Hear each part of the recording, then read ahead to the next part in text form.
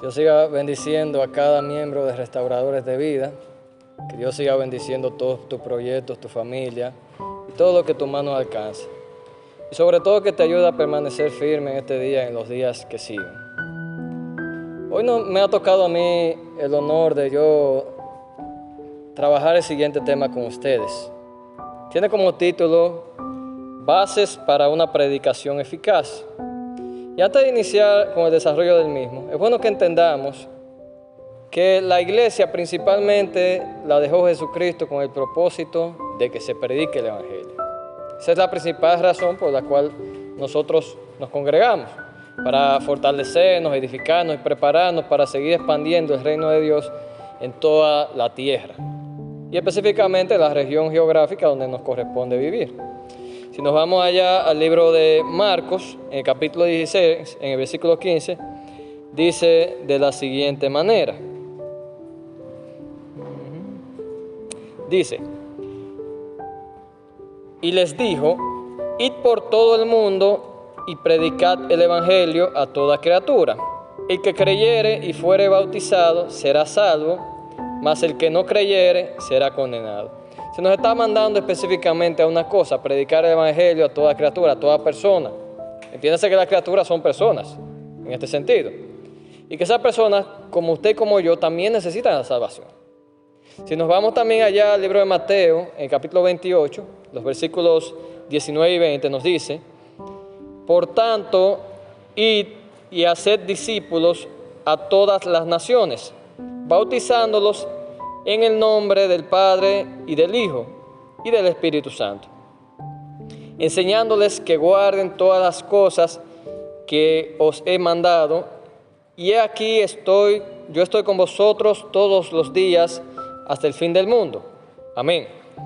Eso nos dice en otras palabras que parte del proceso de la predicación también implica que nosotros garanticemos que esas personas que aceptaron a Jesucristo también sean discipuladas, también reciban la formación necesaria para que estén preparados para la venida de Jesucristo y así poder seguir con Él también juntamente con nosotros. Entonces quiere decirnos que el propósito principal por el cual existe la iglesia y por el cual Jesucristo nos dejó aquí en la tierra todavía y por el cual no nos hemos ido con Él todavía, es porque es necesario que se predique este evangelio a toda persona dentro de lo posible, a todos los lugares que se pueda llegar con este mensaje, para que las personas como usted y como yo también puedan ser salvos.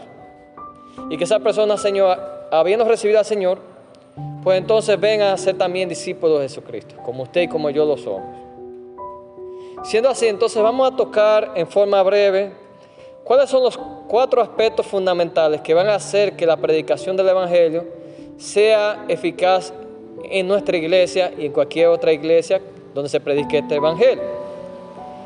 Y vamos para eso a ir al libro de Primera Tesalonicenses, en el capítulo 1. Si podemos ir allá al libro de Primera de Tesalonicenses, capítulo 1, en el versículo 5, Pablo le dice a los tesalonicenses de la siguiente manera: pues nuestro evangelio no llegó a vosotros en palabras solamente, sino también en poder, en el Espíritu Santo y en plena certidumbre. Como sabéis cuáles fuimos entre vosotros por amor de vosotros. Y vamos al primer punto. El evangelio no llegó a vosotros en palabras solamente. Quiere decir que ese primer punto es la palabra. Y esa palabra debe ser una palabra pura del evangelio. En un momento dado decía el apóstol Pablo a Tito de la siguiente manera. Recuerden que Tito era uno de esos discípulos de Pablo, a los cuales Pablo envió en una de sus misiones también, para que le auxiliara en las misiones que también Pablo tenía que ejecutar. Le decía Pablo a Tito de la siguiente manera, en el capítulo 2 del libro de Tito, el versículo 1 dice: pero tú habla lo que está de acuerdo con la sana doctrina. Usted y yo debemos entender que hay una sana doctrina. No todo lo que se predica en nombre de Jesucristo es verdaderamente lo que Cristo espera que se predique de Él. Entienda que ha pasado por lo menos 2000 años desde la muerte de Jesucristo, o aproximadamente 2000 años, menos un poquito, y que en ese tiempo han cambiado las cosas. Y por suerte hoy día Dios ha permitido, y gracias a Él le damos por esto, que hoy tenemos una predicación sana relativamente. No sabemos a ciencia cierta quizá dónde se está predicando este evangelio puro. Usted y yo creemos que dentro de nuestra congregación lo están haciendo así. Y por eso confiamos firmemente en el trabajo que se está haciendo aquí, por eso nos congregamos en este lugar. Pero entienda que hay muchos lugares donde quizás no se predican estas cosas.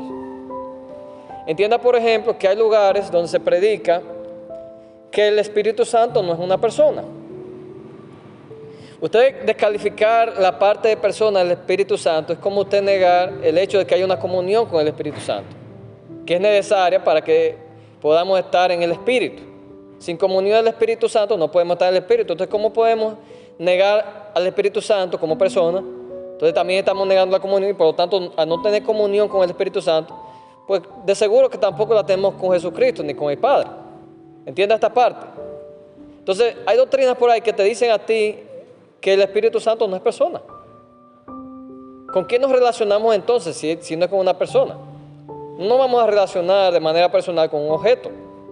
¿Entiendes esta parte? Pero también, por ejemplo, hay doctrinas por ahí que dicen que no existe una condenación, que no existe un infierno, que sencillamente las almas van a ser eliminadas. Entonces, ¿en vano predicó Jesucristo tanto sobre estas cosas? ¿O en vano le dio Dios al apóstol Juan aquellas visiones sobre las cosas venideras? Son doctrinas, se supone, que son en nombre de Cristo, pero no son de Cristo. Hay otra doctrina por ahí muy extraña que recientemente se está levantando, y es bueno que usted esté advertido sobre esto, que dice que así como hay un Dios Padre, hay una tal diosa Madre. Es decir, es como si dijeran que el Padre no es suficiente, o como querer comparar al Padre con el ser humano. El ser humano no era autosuficiente en sí mismo, y por eso Dios le da una ayuda idónea. Pero Dios es todopoderoso, Dios es autosuficiente. ¿Para qué va a necesitar otra persona más que Él? El Dios Padre en el que usted y yo creemos es suficiente, y entienda esto. No acepte ningún otro tipo de doctrina que le diga algo diferente de esto. Y entienda que hay una sana doctrina, y que esa sana doctrina es la que usted y yo como iglesia tenemos que preservar para hacer que este evangelio sea verdaderamente eficaz. En un momento dado decía Jesucristo, y esto lo decía Él sobre sí mismo, en el libro de Juan, capítulo 7, si usted quiere puede buscarlo. Juan capítulo 7, versículo 16, dice: Jesús les respondió y dijo: mi doctrina no es mía, sino de aquel que me envió. Y si Jesucristo mismo decía que esa doctrina no era de Él, sino de aquel que le envió, entonces Jesucristo se sentía comprometido a enseñar específicamente la doctrina que había recibido. Eso lo dijo Jesucristo, el Hijo de Dios, que quizás se podía sentir con más derecho de predicar algo diferente y no lo hizo. ¿Cuánto más usted y yo, que hemos sido agregados por misericordia al reino de Dios, cuánto más usted y yo vamos a cuidarnos de predicar específicamente lo que debemos predicar? Tenemos la doctrina sana del Evangelio que Jesucristo nos ha enseñado, la doctrina de la salvación, la doctrina del perdón, la doctrina del arrepentimiento y un sinnúmero de cosas más que son las que verdaderamente nos hacen aptos para seguir sirviendo al Señor. No cambiemos por nada esas doctrinas básicas. Entienda que este evangelio no es que hay que complicarlo demasiado, es un evangelio simple. Está dirigido a toda persona, a personas muy estudiadas como a personas no tan estudiadas, para que todo aquel que se acerque a Cristo pueda entender esta doctrina y pueda ser salvo. No quiera complicar estas palabras. Váyase a las bases fundamentales, persevere en ellas, porque usted sabe que por ella va a ser salvo. Y entienda también que como así también Jesucristo mismo dio su doctrina, esas doctrinas son complementadas a través de las cartas que han dejado los apóstoles. En conjunto, esa doctrina de Cristo con la doctrina de los apóstoles son suficientes para que usted sea una persona, un buen cristiano, ¿verdad? Una persona acepta delante de los ojos de Dios. No se complique. Si usted no logra entender algo claramente, pídale sabiduría a Dios, como también establece la Escritura, porque Dios se la va a dar. Y si no se la da en el momento que usted espera, pues entonces tenga paciencia, pero no predique algo de lo cual usted no se siente seguro. Y tampoco repita aquello que quizá alguien, por ser muy popular, está diciendo que no vaya conforme a la doctrina de Cristo. Si usted no está seguro de que una enseñanza es verdaderamente bíblica, no la predique. Consérvela en su mente, analícela, espere al tiempo de Dios, a ver si Dios le quiere confirmar si esa doctrina es bíblica o no. Pero no la predique, no se arriesgue, no se exponga. No exponga la vida de otra persona a creer algo diferente, porque fácilmente sacamos personas del camino por enseñar cosas torcidas. Espero que usted tome este consejo para bien. Yo mismo lo he asumido para mí y creo que es una actitud madura para un cristiano. Siguiendo con un segundo punto, y vamos a este punto que es muy importante. Manifestación de milagros y sanidades. Si nos vamos de nuevo al versículo, ahí en primera de Tesalonicenses, me dice a mí y a usted también le dice, bueno, nuestro evangelio no llegó a vosotros en palabras solamente, sino también en poder, en el Espíritu Santo. Me voy a parar ahí, en poder, el poder. El poder es necesario para la iglesia. No podemos subestimar el valor del poder. Dios mismo, a través de Jesucristo, le había hecho la promesa a los discípulos de que sobre ellos iba a venir el Espíritu Santo y que recibirían poder y que luego le iban a ser testigos a Él en toda esa región. Lo que nos dice a nosotros entonces es que como cristianos tenemos que procurar el poder. Ese poder que nosotros hemos de recibir por el Espíritu Santo es que nos va a permitir a nosotros hacer uso de las sanidades y de esos milagros. Entienda ese poder que inicia con el bautismo del Espíritu Santo y que luego viene con los dones espirituales, de los cuales habla también el apóstol Pablo allá en el libro de 1 Corintios, capítulo 2, cuando decía Pablo en cierto momento que él no quería que ignoráramos sobre los dones espirituales. Y termina en ese mismo capítulo 12 diciendo que procuremos los dones espirituales mejores. En otras palabras, usted y yo como creyentes tenemos que procurar esos dones espirituales. ¿Por qué? Porque eso va a hacer que la predicación del Evangelio entre nosotros sea eficaz, que tenga un resultado. Vea los dones espirituales de la siguiente manera, si usted quiere. Vamos a hacer una analogía. Puede que un día usted ore por un milagro o por una sanidad y que Dios se lo conceda, pero si usted si a usted no se le ha concedido esos dones espirituales, porque quizás esos milagros y esa sanidad no sean algo tan frecuente. Piensa, por ejemplo, en el hecho de que usted tiene un carro. Usted compró un carro, pero usted no tiene una licencia de conducir. Quizás un día usted se fuga por ahí a manejar en un campito, donde nadie lo ve, y entonces sale sin licencia. Pero usted no es loco para usted andar metido en la ciudad con ese carro sin licencia, vaya usted choque y de repente termine que usted no tiene licencia y usted sabe que preso que va. Entonces es como si nosotros necesitáramos la licencia de parte de Dios para ejecutar esta sanidad y estos milagros, esta manifestación del poder de Dios. Y esa licencia viene primero por el bautismo en el Espíritu Santo y en segundo lugar por haber recibido de parte de Dios por el Espíritu Santo los dones espirituales. Así que yo les recomiendo a usted, como hermano creyente, que usted se meta de vez en cuando en oración, busque los dones espirituales, piense en qué usted quisiera quizás que Dios le usara y pida que su tiempo Dios se lo va a dar. Así que no subestime esta parte de la Escritura. Quizás mucha gente no le habla de esto, pero necesitamos ser investidos del poder de Dios para poder ejecutar las maravillas que Dios nos menciona en su palabra. Y me voy con el tercer punto. Espero que esto hasta ahora le haya sido de bendición. Tercer punto dice, presencia del Espíritu Santo que convenza a las personas. Y entienda que esta función viene del Espíritu Santo, no de usted. El Espíritu Santo convence. Eso dice la palabra también. Cuando nos vamos aquí de nuevo al libro de Tesalonicenses, el versículo que habíamos leído, nos dice en el Espíritu Santo y en plena certidumbre. La certidumbre la va a producir el Espíritu Santo. Usted va a sentir verdaderamente que Dios es real cuando ese Espíritu Santo le toque.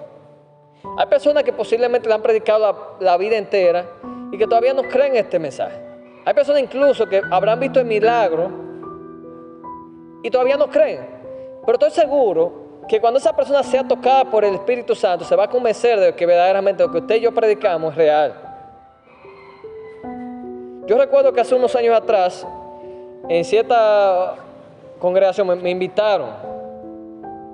Yo mismo era una persona que no creía en el Señor. Y para ser sincero, bromeaba diciendo que la Biblia la había escrito un tipo de Rusia. Atento a relajo. Pero ese día me tocó pasar adelante y alguien me invitó a que yo pasara. Yo no sé qué fue lo que me dijeron precisamente. Yo sé que yo pasé, que me impusieron la mano y que yo recibí una experiencia tan particular del Espíritu Santo que yo nunca volví a dudar de que Dios estaba en medio de los evangélicos. ¿Por qué? Porque fue el Espíritu Santo que me confirmó a mí que Él era real. Entonces esa presencia tiene que hacerse presente en nuestra congregación. Que el mismo Espíritu toque a las personas para que las personas crean en este evangelio. Si nos vamos ahí al libro de 2 Corintios capítulo 3, en el versículo 17, nos dice de la siguiente manera. Gloria a Dios, bendito sea el Señor. Porque el Señor es el Espíritu, y donde está el Espíritu del Señor, allí hay libertad. Porque el Señor es el Espíritu, y ahí donde está el Espíritu del Señor, allí hay libertad. Esa liberación que el Señor produce en ti y en mí, ese sentir de bienestar, esa paz, ese gozo, ese sentir inconfundible, solo viene de Dios, y ese sentir va a convencer a muchas personas de qué es lo que estamos predicando verdaderamente. Así que no desestimemos la necesidad de presencia de Dios en medio de nuestras congregaciones, sea que lo hagamos dentro o que salgamos a predicar afuera. Esa presencia de Dios tiene que estar por ahí con nosotros para confirmar a otras personas la fe en la cual usted y yo creemos. Me gustaría recordar también que en un momento dado decía Jesucristo sobre el Espíritu Santo, de que el Espíritu Santo es que iba a convencer de pecado, de justicia y de juicio. Es el Espíritu Santo que convence. No se crea que es usted, no se crea que soy yo. Podemos predicar y quizás algunos crean, pero que el Espíritu Santo confirme esta fe es mucho mejor todavía. En este sentido, hermanos, usted y yo debemos entender que no podemos jugar con dar buen testimonio a las personas que nos rodean. Y cuando hablo de dar buen testimonio, no solamente estoy hablando de tener buenas conductas. Es bueno que usted sea una gente seria, honrada, que evite problemas, pero también es bueno que usted haga obras de bien a sus personas que les rodean. De vez en cuando, llévele un manguito a una vecina o al vecino, lléveselo. Cuando viene a veces la oportunidad que usted tiene para usted entrar en su casa a predicar, no digo que entre en este momento, pero estoy haciendo referencia a la posibilidad de que usted le predique a una persona, tan solo porque usted se atrevió a despojarse un poquito de lo suyo para beneficiar a otro. Sea sabio. Fíjense bien que Jesucristo mismo, en momento dado, cuando estaba predicando allá a esa multitud de 5,000 personas, no lo dejó con hambre, buscó la manera de que la gente comiera. Eso fue sabio de parte de Jesucristo. Tomemos ejemplo de parte de Jesucristo. Nuestro testimonio es importante. Vale la pena dar buen testimonio porque esto nos ayuda a dar buen fruto. Decía también Pablo en otro momento en el libro de Colosenses, en capítulo 1, versículo 10, de la siguiente manera: para que andéis como es digno del Señor, agradándole en todo, llevando fruto en toda buena obra y creciendo en el conocimiento de Dios. Tenemos que andar como es agradable al Señor. ¿Por qué? Porque cuando andamos como es agradable al Señor, de manera natural, es muy posible que también estemos dando buen testimonio delante de los hombres. Y el objetivo de Dios con nosotros es que esa gente sean salvas también. Entonces, la primera manera en que usted puede garantizar de usted dar un buen testimonio es presentándose como un siervo fiel delante del Señor, haciendo buenas obras, como dice aquí. Sea generoso, muestre que usted también es dadivoso, ayude. Si usted ve que vecino necesita ayuda levantando un tanque de gas, hágalo. Y quién sabe si de alguna manera esa persona comienza a ver en usted a alguien diferente. Hasta aquí mis palabras por hoy. Ojalá usted haya recibido esta palabra de la mejor manera. Ojalá sobre todo que usted asimile esto como parte suya, para que usted comience a procurar estas cosas por el bien del Evangelio, por el crecimiento de su iglesia, por el bien de su familia, para que su familia también entre al camino del Señor. Y quién sabe hasta dónde Dios nos permita llegar a través de este conocimiento. Gracias por su atención. Dios les siga bendiciendo.